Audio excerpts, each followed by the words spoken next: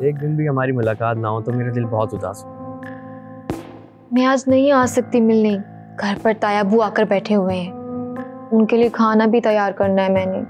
तुम ऐसा करो ना, शाम को कोई प्रोग्राम बना लो, मेरा दिल बहुत उदास है। नहीं ना, शाम को निकलना बहुत मुश्किल है।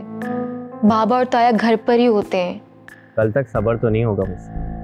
अपने दिल को और दिमाग को समझाओ, क्योंकि समझाने के अलावा और कोई हल नहीं है।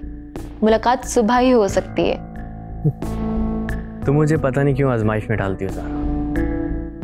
मैं ना फोन बंद करने लगी हूँ, कोई आ रहा है।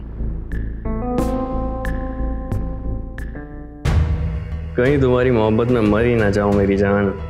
इतनी मोहब्बत कौन करता होगा तुमसे जितनी मैं करता हूँ। तुम मेरी मोहब्बत के जाल से अब बाहर नहीं निकल सकती ज़ारा।